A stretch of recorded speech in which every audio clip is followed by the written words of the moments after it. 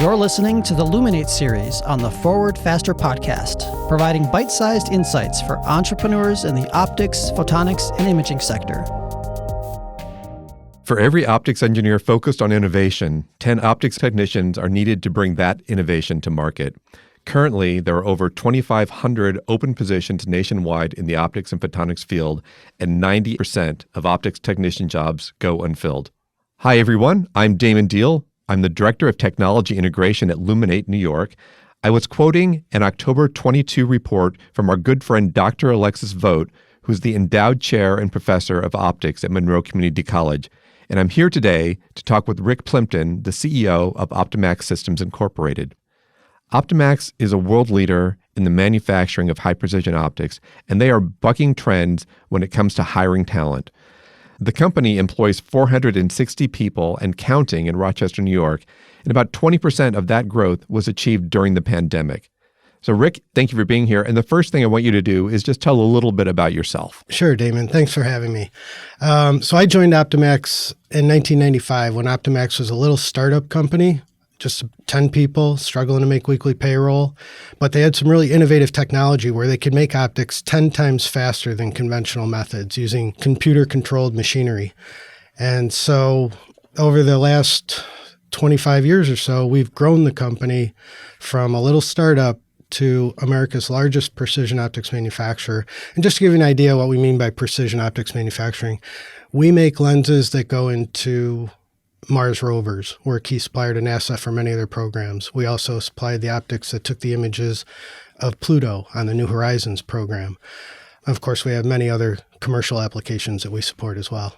One of the things that I've always noticed specifically is how important the culture is at Optimax to a really remarkable extent. So one of the things that I like to talk to you today is you guys have actually made that in an institution by starting this employee-owned trust in 2020. First of all, could you explain briefly what an employee-owned trust is? Yeah, so Mike Mandina, my business partner, and I both grew up here in the Rochester area. We grew up blue collar. We started our careers in optics on the production floor. And as we grew the business, we wanted to make sure that we honored our employees and that the wealth generated by the team, by the company, was shared with the employees. Let me just say, in the early days of a company, when you're trying to stand it up and get it going, investors and shareholders are really, really important. It's critical to get going. But once that company gets to a point it becomes a self-sustaining economic engine, you can buy out those early investors and essentially give the company to the employees. And that's what Mike and I did in 2022. Optimax today has a structure where the employee ownership trust, the Optimax employee ownership trust, owns Optimax. Optimax operates as a C Corp, a for-profit business 100% owned by the trust. And the trust is governed by a board of trustees. Their purpose or their responsibility is to honor the perpetual purpose trust that's written for the corporation. And there's three primary tenets in that mean a lot to me. And Mike and I, when we were putting this together, we wanted to try to lay out a path where Optimax could have 100 years of prosperity. And so the three primary tenets of the trust are never sell the company, always share at least 25% of the profits with the employees. And then the third tenet is a little tricky. The third tenet, even though the trustees have nothing to do with the operations of Optimax, the trustees do have the responsibility and authority to make sure that the leadership of Optimax is being benevolent. If anyone's being greedy or misappropriating resources of Optimax, the trustees have the authority to kick that person off the leadership team. Wow, that's phenomenal. So given that different industries and have different types of employees, is there something consistent about what Optimax employees value? Back in 2018, I was awarded a fellowship at the Aspen Institute for job quality. And I think the reason they recognized me or Optimax as a key individual to be part of that program was because of our corporate culture at Optimax. Job quality is like an initiative to ensure that we're creating good jobs, okay? And at Optimax, everything starts with trust. Like, we have employee lockers at Optimax, but nobody puts locks on their lockers. If we have to put locks, we've got a real problem if we have to lock up our wallets and our purses. That's not the corporate culture inside of Optimax. The other thing that we do is we make sure that we're supporting each other at Optimax. We created a bonus plan back in the mid-90s where every month at the end of the month, we figure out how much profit we made the prior month and we share 25% with our employees. And there's a period of over the first 5 years where you're becoming a team member. But once you've hit your 5th year anniversary, you're a core team member and everybody shares equally in the bonus. It doesn't matter if you're a janitor, sales admin, or the president of the company. Everybody gets the same monthly bonus check.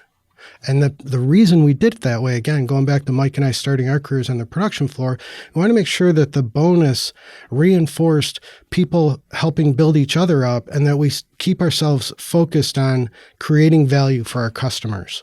So our corporate culture at Optimax is very different than most organizations. Most organizations are top-down leadership, right? And I think you go back a few decades ago, and that was almost by necessity, where every day in the company, you're collecting information and putting into reports and giving it to leadership, management, and then they're making decisions and baking those down through the organization. But today, especially today with the technology we can have information flowing out freely to everyone in the company in real time through dashboards using technology. And so Mike and I have a fundamental belief everybody has God-given gifts and can create value. So the trick is to get them into a role that's in alignment with their gifts. Right? And if we give each individual the appropriate training and information, they will make good decisions. And so at Optimax, we have a very organic leadership style where not all the decisions come from the front hallway or the front offices. Many of the decisions are made out on the work floor or in the offices where the work is being done, especially decisions about how to make improvements in process flow or efficiency where we're driving out cost. And that goes back to our bonus plan where we're sharing 25% of the profit with our employees every month. And so we have a greater percentage on average than most companies of employees that are engaged in making sure that we're being as efficient as possible every day. I definitely appreciate that because my title is PhD, right? And it was one of the first things that I learned when I moved off into industry is how little I knew about productivity, because when you're a scientist, you can kind of churn on things and that doesn't make money. And so the people who actually make the things have a much better appreciation of what's going to be profitable in the end. One of the big benefits that I've seen at Optimax is education. You talk about people having their God-given gifts, but you build on that. Can you talk about that as a benefit for the company? Sure. In 2022, we hired 140 new employees at Optimax, and that's a lot for us. We have training programs going on, and we train on, of course, technical skills to help people become more proficient on machines that they're working today or machines that they want to get cross-trained on to broaden their skill set. Cultural, like I've said, our culture inside Optimax is very different from the way we raise children in America. In America, we raise children in a command and control environment, whether it's in school or a sports team. You just do what you're told and you'll be okay. But at Optimax, we want people to be a little bit more free thinking, a little bit more innovative. And then the third thing is leadership. We can't grow the company 25% a year, which is what we've averaged over the last 30 years. We averaged 25% revenue growth per year.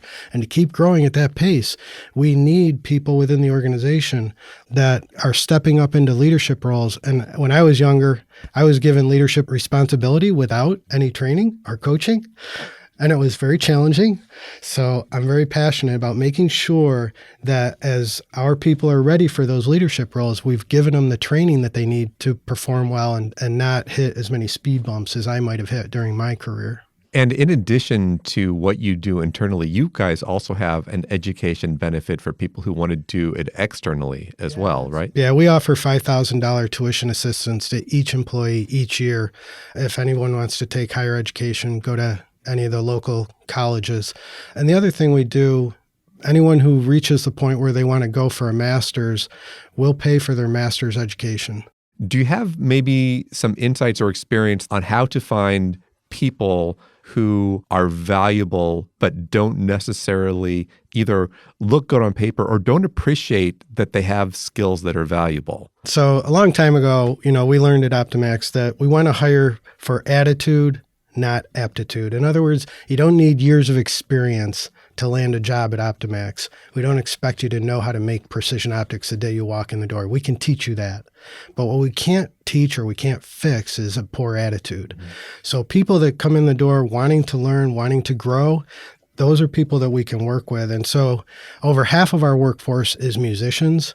There's certain things we look for in terms of people's hobbies or their life experiences that are like, yeah, that person's going to fit well on the team. That they're going to really be able to excel here, and we can work with this. That's really interesting. I like that you are hiring for attitude more than aptitude. There are definitely situations where there's a skill set that is so narrowly important, but even in that case, right, you still have to have somebody who has the right attitude. You hit on before that Optimax has had this 25% year-over-year growth. So if we project that forward, I know that's so difficult to look at the future, but where do you think Optimax could be in another 5 to 10 years based on what you've seen yourself do in the past? The perspective that I like to share with local leadership, government leadership, is Optimax was founded in 91. So in 21, we were 30 years old. In the first 30 years of Optimax, we generated about $500 million in revenue.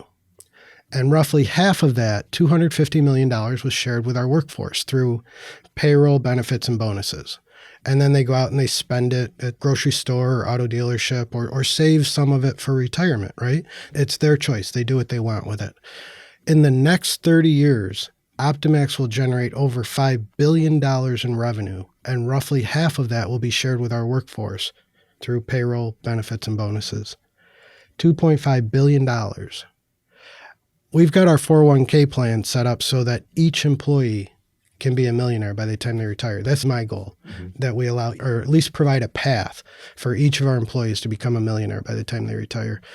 And through the employee ownership trust, I think Mike and I have solidified this path for Optimax. And if we can find, another 10 or 20 companies to do this in our region, we will strengthen the entire community. And that's a profound message that I hope resonates with the people who are listening to this, who are mostly early stage businesses, is appreciating the economic engine that they are. Because people think about, I'm going to have some big company come in and, quote unquote, save my city. But it's the bottom up that makes it work. It's the companies that you grow at home that people have an investment in the success of, and an impact of $1 billion coming from a company that started in a barn. That's correct, right? It was a barn. You guys are right. Not a garage startup, you're a barn startup. But this thing about the economic engine of small businesses is profound. Are there any other things that you would want an early stage business who is listening to this, any other advice that you would have for them? Yeah. The other thing I would advise is, as you grow your business from a startup, you have the opportunity to consciously control your corporate culture. I had a mentor tell me years ago, you will become what you tolerate.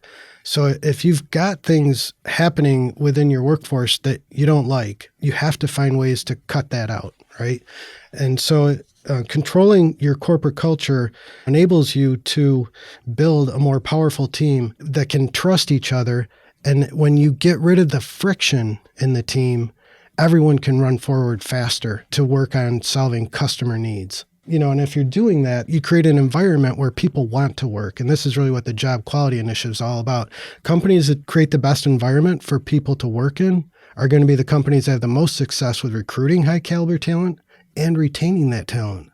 And under the Job Quality Toolkit that was launched by U.S. Department of Commerce and Labor, August of 2022, there's 8 primary pillars that are things like benefits, DEI, empowering and representation. In other words, listening to worker voice and addressing their concerns, job security and working conditions, organizational culture, which is what I was just talking about, pay, and then skilling and career advancement, giving people the opportunity to grow their career at your organization.